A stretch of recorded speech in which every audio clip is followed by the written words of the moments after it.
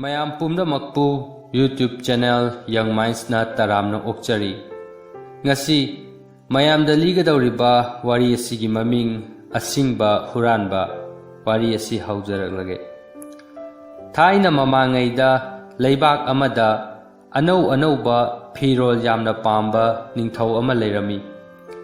Mahangna mahaki paisa ayamba phirol da thadarami. Mahangna mahaki lanmida thoina henna maru oina khallude. Mahak lila drama satan bana singbadasu henna maru oina khallude. Mahangna mahaki phirol adutamak mayamdagi henna maru oina laurami. Mahangna mahaki phirol adu pung khudingi honglami. Ningthaugi konungna leiriba sahar adudi yamna nungaiba mafam ama oirami. Numit khudingi leibak kayadagi sakhangdaba miyoi kaya sahar aduda laklami. Nongmadi sahar aduda Huranba ani laklami.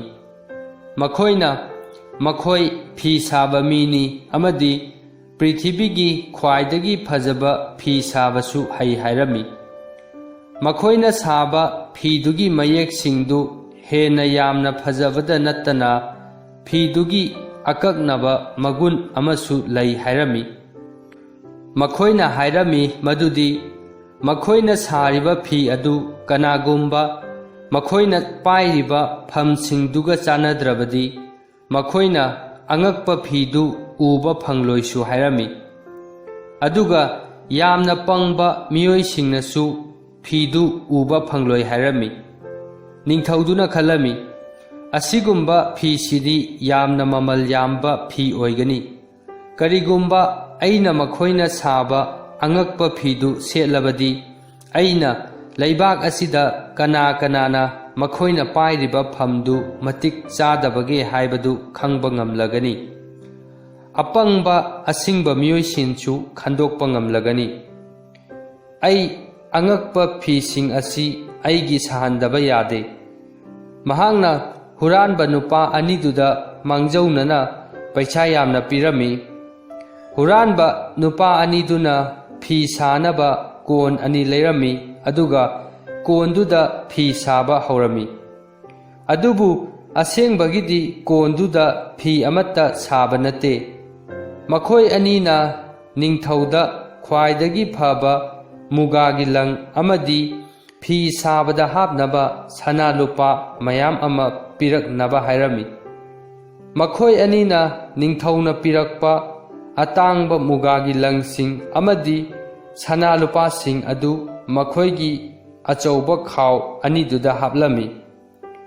Makhoi anina karisu yaudaba kon aduda ahing athengba phawba phi saba sarami. Ningthauduna khalami phi saba nupa aniduna aigi phi singdu karamna saribano haibadu onthokna khangningkhreda. Adubu mahangna makhoi anina haikhiba matik chadaba pham paiba miyoi singnadi phidu uba ngamloi haibadu ningsinglakpada angakpasu phawrami. Mahangna khalami mahakti matik chabanina phidu uba phangani. Mahangna mi ama thaduna phidu karamna saribage haiba yengnaba thage khalami.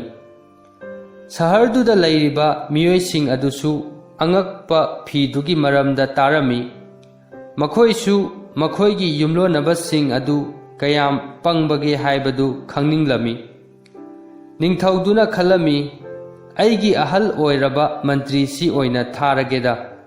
Mahangna phidu karam taubage haibadu phajana khangani. Aigi konung sidadi mangondagi hena singba kanasu leite. Asumna ahal oiraba ningthaugi mantri adu Huranba anina saba phi adu yengba laklami. Mahangna lakpadadi Huranba anidudi karimata yaudaba konda phi saduna leirambadu yamna ngaklami. Mahangna hairaklami he Isor nanaibu kanbiyu. Mahak mamittu kanna lauthokhtuna yenglami. Madudasu uba phangdabadagi mahak masa mathanta tapna haijarami. Karigino aina konsida phi amatta udribasina. Huranba aniduna mangonda phiduda khara naksinduna yenglaga mayeksing amadi masudu yengnaba hairami.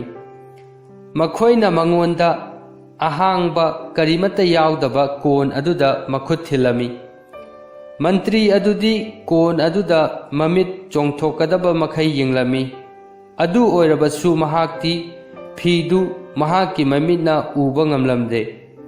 Mahakna khalami aibu apangbani haibasibu chumgadrane. Aidi nongmata su khalude.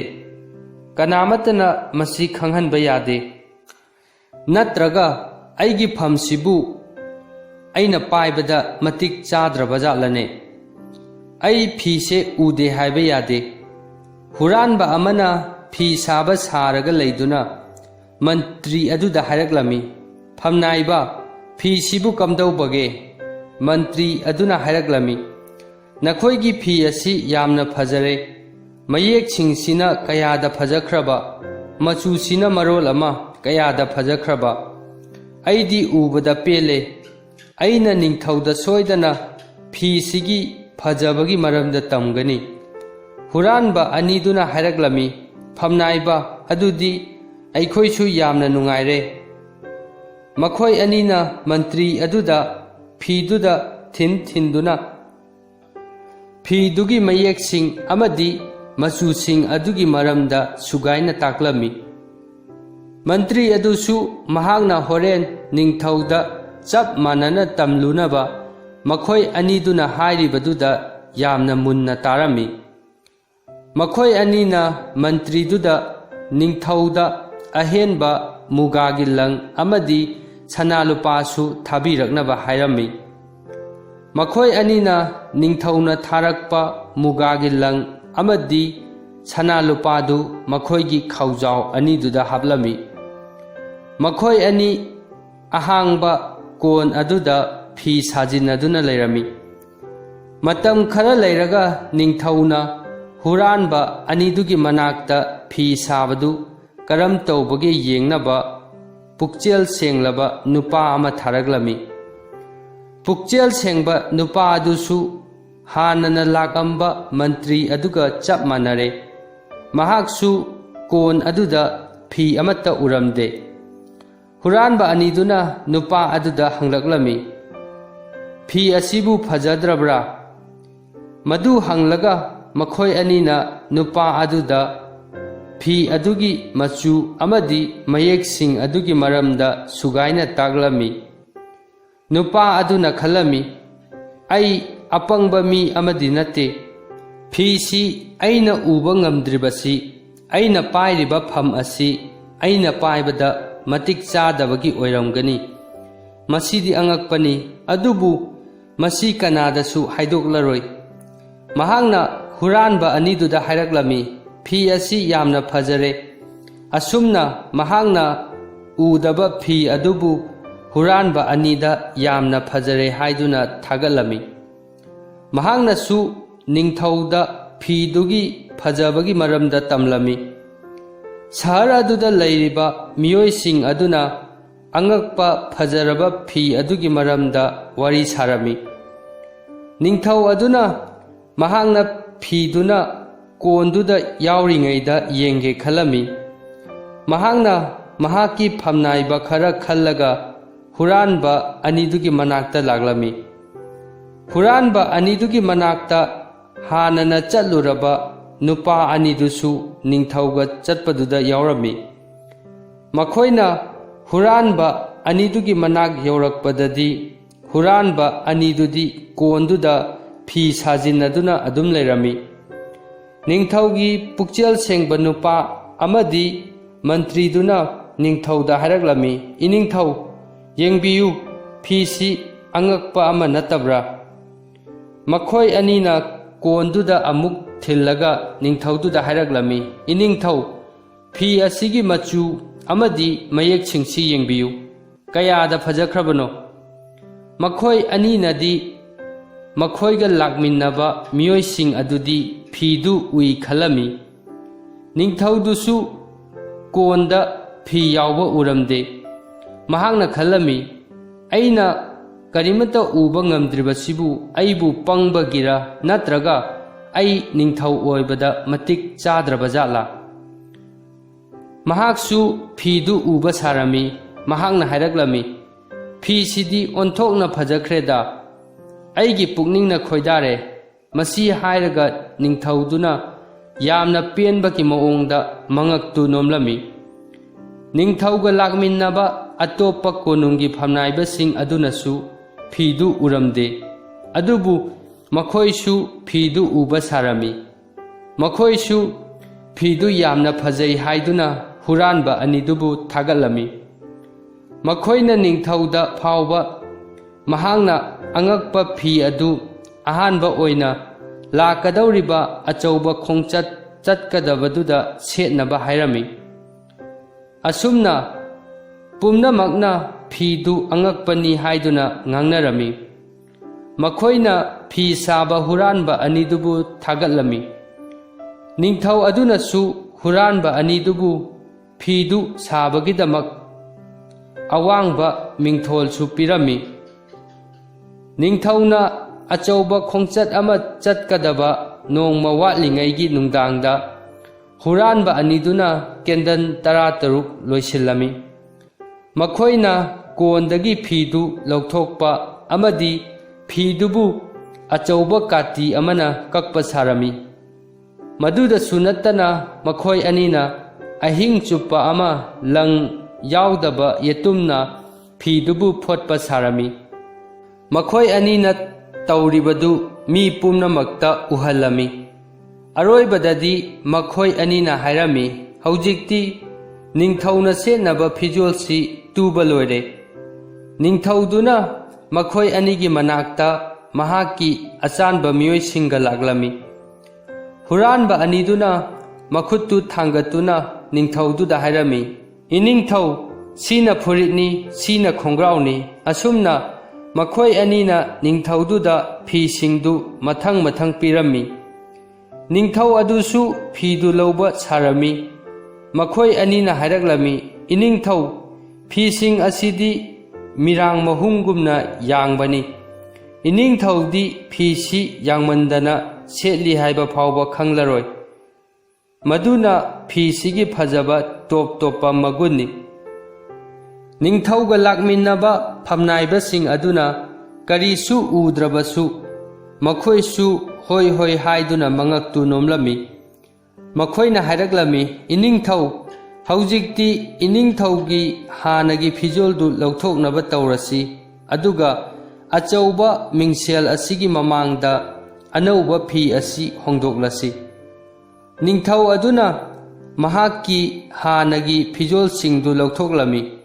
ꯍꯨꯔꯥꯟꯕ ꯑꯅꯤꯗꯨꯅ ꯅꯤꯡꯊꯧꯗ ꯐꯤꯖꯣꯜꯗꯨ ꯁꯦꯠꯆꯤꯟꯕ ꯁꯥꯔꯝꯃꯤ꯫ ꯃꯈꯣꯏ ꯈꯔ ꯑꯃꯅ ꯅꯤꯡꯊꯧꯒꯤ ꯈ꯭ꯋꯥꯡꯗ ꯀꯔꯤꯒꯨꯝꯕ ꯑꯃ ꯀꯤꯕ ꯁꯥꯔꯝꯃꯤ, ꯃꯗꯨ ꯅꯤꯡꯊꯧꯅ ꯆꯠꯄꯗ ꯃꯍꯥꯛꯀꯤ ꯃꯅꯤꯡꯗ ꯂꯩꯕꯥꯛꯇ ꯁꯣꯔꯣ ꯁꯣꯔꯣ ꯆꯤꯡꯅꯕꯅꯤ ꯍꯥꯏꯔꯝꯃꯤ꯫ ꯅꯤꯡꯊꯧꯗꯨꯁꯨ ꯃꯤꯡꯁꯦꯜ ꯃꯃꯥꯡꯗꯨꯗ ꯂꯩ ꯂꯩꯗꯨꯅ ꯌꯦꯡꯂꯝꯃꯤ꯫ ꯀꯣꯅꯨꯡꯒꯤ ꯐꯝꯅꯥꯏꯕꯁꯤꯡ ꯑꯗꯨꯅ ꯍꯥꯏꯔꯛꯂꯝꯃꯤ, ꯏꯅꯤꯡꯊꯧꯁꯤ ꯐꯖꯕ ꯑꯉꯛꯄ ꯐꯤꯖꯣꯜꯁꯤ ꯁꯦꯠꯄꯗ ꯀꯌꯥꯗ ꯐꯖꯈ꯭ꯔꯕ!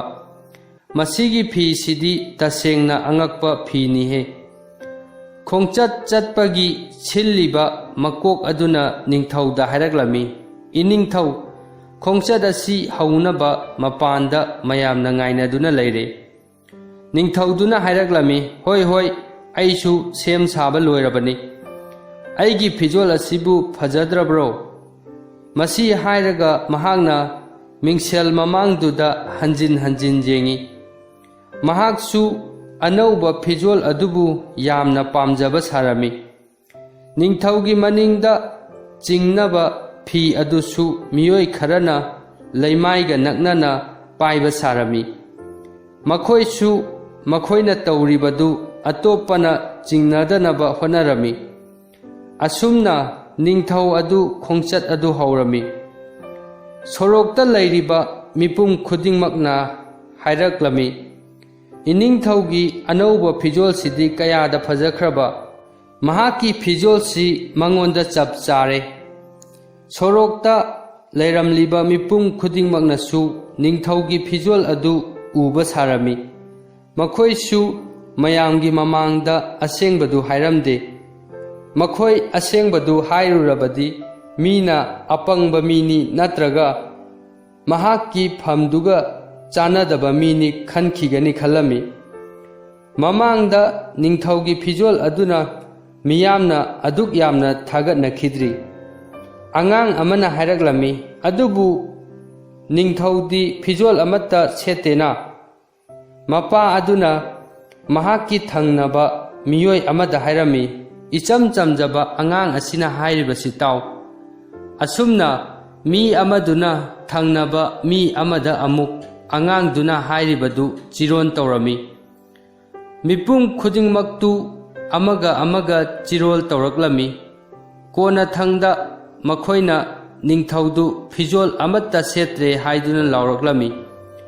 Madu tabada ningthau adu ngaklami. Mahaksu makhoina hairibadu chumlabra haiba chingnaraklami. Adudagidi ningthau adu hanadagi khonglei thuna yangna chatkhirami. Wari asi matang asida losinjare. Wari asi libada soikhiba yaurabasu tabiriba pumnamakna ngakpinaba nolukna haijari.